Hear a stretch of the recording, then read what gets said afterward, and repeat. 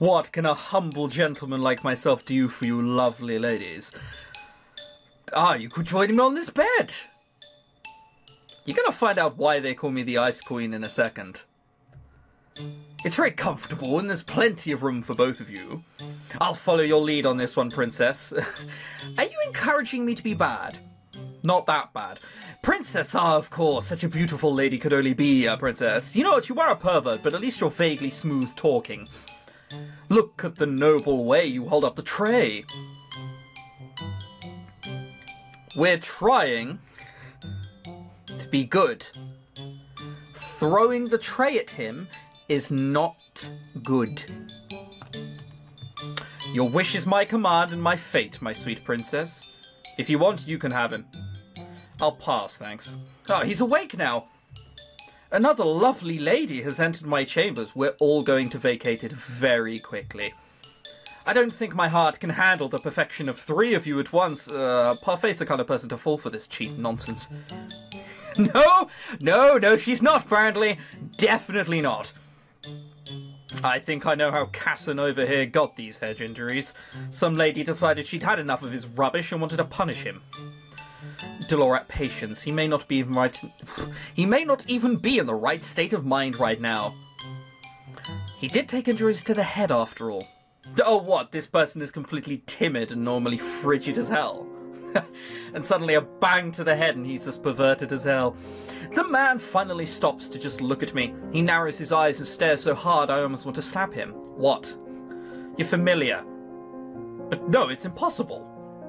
Aren't you the crown princess? What are you doing here? Ah, then he's cursed. If he knows, then he's... He's definitely not a witch or a fairy. Can only mean one thing if he recognizes the Ice Princess. What is your name, good sir? I would answer any questions you ask of me, madam, but the man looks down into the notebook in his hand. I don't remember. Amnesia? I know everything about Angel, and yet I don't know the first thing about myself. Fucking no clue what fairy tale this is. Literally no idea. Except that I have the Rumpelstiltskin's curse. I mean, I know how it ended. And I know that she had to turn hay into gold or something. And then she was free once she knew his name. And then she said it and got free? I don't remember any of the beginning. Rumpelstiltskin, is that a fairy tale? I knew it, he's got the fairy tale curse. Fairy tale curse? Do you remember how to break it? From what I remember, I need to collect 3 memories and get them to appear in this journal as entries. He shows us the notebook he's been holding onto since we entered the room. My first memory is of waking up and holding this. I thought there would be more information in here, but it's empty. Another victim of the curse. You're obviously tired. Davette will leave your breakfast here and will give you some time to yourself. We'll be outside if you need anything. Rumpelstiltskin. What is that fairy tale about? Delora does not do a good job of hiding her laughter. She snorts and I cross my arms embarrassed. Mother burned the fairy tales in the palace before I got the chance to read them all. Fine, I'll keep it short. Once upon a time there was a girl that was said to be able to spin straw into gold. The king found her and locked her up in the tower. Okay. Don't remember the king bit, but okay. He said he wouldn't let her out until she turned all the straw in the room to gold. But the girl was just a regular human. She knew she would never be able to turn the straw into gold and feared she would be locked up forever. That was when an odd little man appeared before her and offered to do the job for her if she gave her something in return. The girl gave him her necklace and the man spent the rest of the night spinning the straw into gold. However, the girl wasn't released. The second night she was given more straw to spin and the little man appeared once more. This time she gave him her ring. In the third night, the king ordered to spin the straw one last time, and if she did, she would be released and made his queen. However, that night, the girl had nothing left to give this little man, so they made an agreement. He would spin the straw into gold for her, so long as she gave him her first child. Yeah, okay. I personally, 1, don't understand why the girl would want to marry the king in the first place, considering he was the one who imprisoned her to begin with. I'm talking very quickly, I'm aware. Second of all,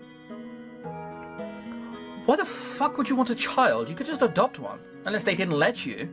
Unless this dude literally had, like, social issues that the police had to file a restraining order against. But if so, there's probably more inconspicuous people to help other than, like, the future queen-to-be. If you steal a baby, it's not going to be completely unnoticed, is it? Hush, I'm trying to tell a story here. Years passed, and the Queen finally gave birth to her first child. That night, the odd little man returned and demanded his due, but the Queen didn't want to give up her child. The man then said that he wouldn't take the child if the Queen was able to guess his name in 3 days. The man's name was Rumpelstiltskin. See, this is the bit I know. Did she guess it? Oh yeah, the night before her time was officially up, the Queen was drawn to the forest by the sound of a little voice. She saw the little man celebrating his upcoming victory, singing about how nobody had or ever would guess his real name, which was Rumpelstiltskin. He does not sound particularly smart. No, he was dumb as shit. So agrees the general populace. Sometimes I wonder how Hans was able to come up with such tall tales.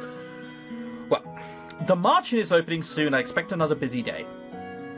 Especially busy for you, David. You need to start coming up with good deeds. We've got a while. I've got a lifetime, apparently. The amnesiac Casanova was allowed to stay at the Marchin with the other boarders. God damn it. We are not going on his route. I'm saying that now, Smiters. YouTube commenters. No. No. Bad YouTube commenters. No. Because he seemed capable, Parfait set him to work as one of the Marchin's servers. That's waiters to normal people. And his protests that he remain in bed fell on deaf ears. Parfait couldn't very well throw him out, not while knowing he had nowhere to go. I would be incapable of showing him such kindness given all the nonsense he spouts out. The people that frequent the Marchin began to steadily ignore me altogether, like I do not exist. It is better than the stares and the hateful looks. Rumpel, you aren't here to flirt. But this lovely lady's unattended. Hang on, he's calling himself Rumpel. Could we not just have gone with Dave, or Steve? Jimmy? Could we not just gone up with something like that, something generic? Sir Rumpel, please, you're making me blush. Because this man couldn't remember his name, he fashioned one from his own curse. An awful name. Would you kiss a guy called Rumpel? Ugh, Rumpel. I think it suits him. Really? I will never understand Parfait. This amorous waste of space is about as useful as karma. I've returned. Speak of the devil. Did you miss me? Well, define miss. Karma had left abruptly yesterday, saying that she had something very important to take care of. Waltz trails in after her now, carrying several boxes in his arms.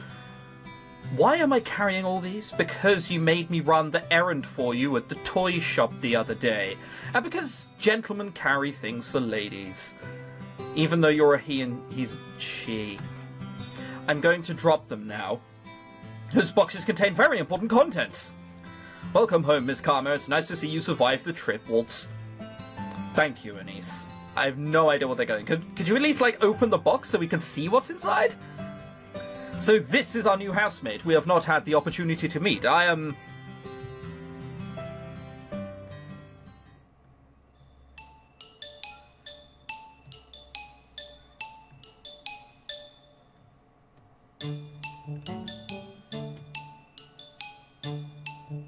Okay.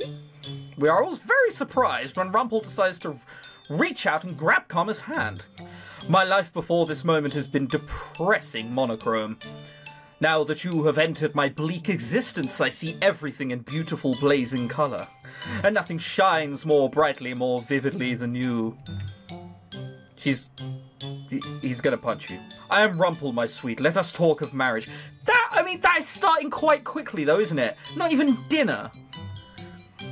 I stare at Karma, waiting for her to flirt back. At the very least, I expect her to wave Rumpel away for being a fool, but she remains eerily silent. Answer, my angel, I beg of you. Say the word and it is done. Your filthy hands off of me. I think he's lucky he got that much. Ow! Not again. I would never be interested in the likes of you. Go on, lad, give him a good beating, like the one you gave to me. I'll presume they mean the fighting tense. My queen, there is no need for violence. What did you call me? Please calm down. Rumpel is still recovering. What is going on?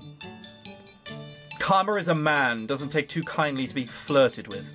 Or proposed to. She is a man? Have you noticed that 2 times it's been mentioned? But your voice, your face, your breasts. Ow. That's what you're focusing on. Pervert. I worship all aspects of the female form, but my particular favourite has always been... You're gonna get punched if you keep saying that shit. Ow! Do yourself a favour and shut up.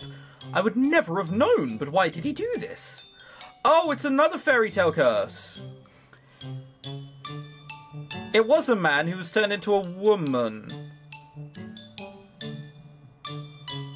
Can't say I'm familiar with that one either.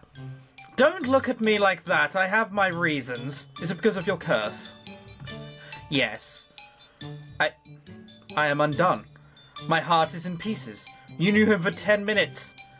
For those that can hear the music of their heart, like I, it takes only a look at full It takes a look... Only takes a look to fall madly, irretrievably in love. This dude is a weird freak. I must leave. My heart will need time to heal. The Marchin attracts all sorts, doesn't it? That one is entirely Parfait's fault. Alright, nothing to see here. Back to work. I am still in shock from what I learned earlier. Karma, a man. It is not fair that he is so beautiful as a woman. I mean, it's probably the curse. If he gets reversed, I bet you anything, like Shrek would look down on him. If the female population of Angiel knew the truth, Karma would be hunted down for making the rest of us look pale in comparison. Anise, being good, I suppose, prepared a special lunch to welcome the newest Marchin boarders. We have all been invited to the private dining room. The private dining room? No wonder you're like nearly bankrupt, Parfait.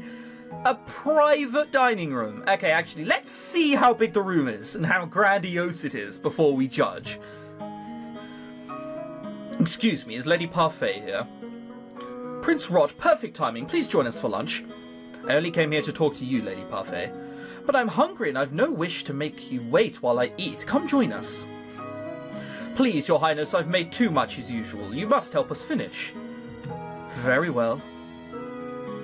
A cursed princess and a cursed prince. What an eccentric collection of friends you have, Lady Parfait. I wouldn't say that friends is the right word. I nearly dropped my ball. I wouldn't say they were eccentric, necessarily. You're the most eccentric one here, Rumpel. Yeah, she sort of does have a point, doesn't she? Really now? I sit silently in my chair. Am I uncomfortable around so many people? Hang on, this is the private dining room. Okay, this is fine. This is also a study. Even when Mother was alive, I had all my meals alone, since my parents were too busy to sit down for meals with me. The meals with Ophelia and her children were also always awkward and silent. Somehow the atmosphere here is lively and friendly, even though I barely know anyone here. It's because they don't know who you are. Well, I mean, they do, but, you know, they have other friends. Is something wrong? Excuse me? You've barely touched your food. Don't you like it? Laura said this was one of your favourites. I'm just not used to eating with company, that's all. They say that sharing a meal brings the family closer together. Oh, hit me in the weak spot. No need. Garland. I apologise. Closer together, huh? Yeah, and say, fucking consider who I am for a second. So, have you made any progress on how to do these good deeds, Princess? There is no way I am admitting that I do not even know how to complete one. Oh, I forgot you're not so good on the doing good front. You are not very helpful. Why don't you ask someone to teach you how to do good? What? Well, that's not something you hear every day. Why don't, because you're so evil, have someone teach you how to do good? Because you're quite clearly despicable. What a... I guess she didn't say that. As in, take some kind of lessons. If you're having so much trouble on your own, you should ask someone to give you some advice or teach you. It's as simple as that. What is this I hear? The princess needs advice? Well then, she is in luck. I happen to give the most excellent advice, and believe me when I say I can teach almost anything. Okay, I want to know how to glue a glass to an 8-foot inflatable penis. Can you teach me how to do that? You probably could. It's not very difficult to teach. It's just applying glue the more I think about it. The princess is indeed lucky as I am available for teaching duties. No doubt I'd be the better choice, as I don't go about deceiving the world. I mean, mate, it's a fucking curse. What do you want her to do about it? What do you want him to do about it? Him. Excuse me. From one-sided flirting to bitter enemies, and all in the span of a few hours. The man broke my heart. I'm not sure that's his fault. Anyway, I'd also be happy to help you in any way I can, princess. And I'm sure your stepbrother would be happy to help you as well. Really? Really? You think he'd really be happy? Yeah, I don't think that. I don't think I would make the best teacher for this sort of thing. I only teach others how to fight. Never mind the fact that Jurian himself struggles to be good. What? You're lucky, aren't you? So many people are willing to help you. Why? Why are you all willing to help me? That's what we do at the Marchin. We help each other. And then eventually you help back. You know, pass it on, etc. Whatever. Lesson number 1. Doing good means helping whenever one can. Just let any of us know if you want our help. Trust no one but yourself. You need not care for anyone but yourself. This is what Mother in the last few years have taught me. I've always been alone, and it is easier that way, and yet these strangers, these people I've only known for a few days, are so willing to help me when they've got nothing in turn. Will gain nothing in return. I mean, have you not thought it's also because of, like, boredom? They're sat in, like, a tavern the whole day. That sounds fun. Is this the goodness I was meant to see, Father? How can I even begin to trust and care for others when I have forgotten how to do so? I'm slowly beginning to understand what I must do. The decision. Great. So we have to essentially shape up to see who's going to teach us how to do good. Well, that'll definitely be a choice I'm leaving for you guys. I don't see why this is necessary. Of course this is necessary, Princess. You work to show you can be useful. For the last half an hour, Parfait and Delora have been debating what chores they want to give me. Okay, half an hour is a little bit of a stretch. I don't mind helping, but half an hour is too long. I cannot believe they are seriously going to make me work like a commoner. Part of the problem right there, David. You're part of the problem. No freeloaders at the Marchin, remember? And you can't pull the princess card anymore now that you're a homeless peasant. Hey, how dare you! Being demoted to a homeless peasant is not my fault. If you really think about it, it was kind of me to demote you. Stop teasing her, Delora. Davette has already had a lot thrown at her already. I'm only speaking the truth. Besides, working to live is the commoner's way of life. But at least it's rewarding. Sort of. But if you do nothing, you get nothing. No food, no clothes, no bed. You are no longer a princess, Davette. Life here at the Marchin is comfortable, and you need to work for comfort. Remember that. What you do is your choice, Princess. Do I even have a choice? Not really, no. Can I have a choice in my... chores? Because basically I'm not going to be a server because I don't want to talk to a weird freak dude over there.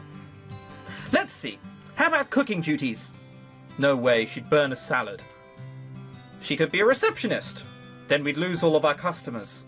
It's probably true. I am right here, you know. Yeah, I'm in the room. Sorry. Do you have any useful skills at all? As a princess, I had servants who did everything for me. They cleaned my room, helped me dress. How am I expected to possess skills for things that I have never done? I don't know, maybe done it yourself in the past, I don't know. You can never live in retrospect. Aha! I found the perfect job for us, Cinderella.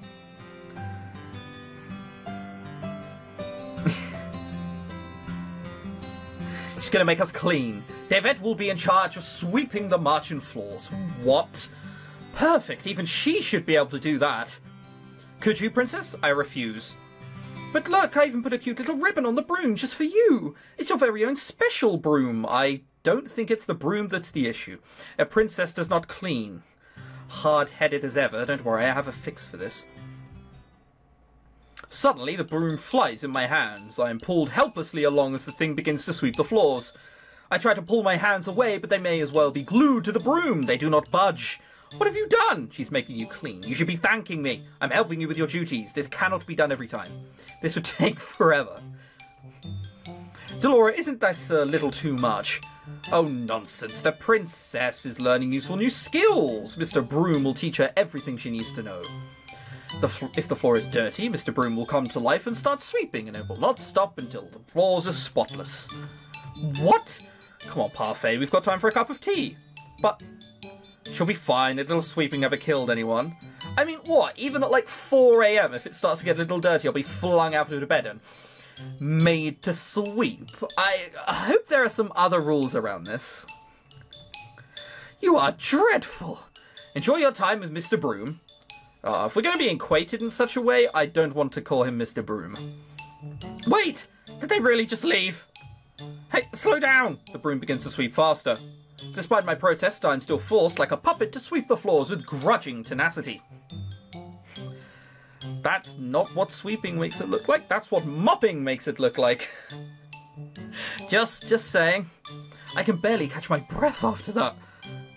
Princess Parfait sent me to check. How lovely! It's so clean! I can see my reflection in the floorboards. I'm impressed. Do not even think about stepping into this room with your dirty shoes. Goodness, I didn't know princesses could be such terrifying creatures. You are aware that Marchin is opening soon. The floor isn't going to stay clean forever. Do not open the Marchin. I do sympathize with you, princess. It's difficult adjusting to the commoner's life. What would you know about that? More than you think. This is where she was a secret princess, a prince all along. What? Oh, did I let that slip? That was my mistake. Karma just smiles at me, his eyes gleaming with playful mischief. He is definitely hiding something. Oh, is this where we have a little sympathy and a little bit of self-reflection? Well, you can do that next episode, can't you, princess?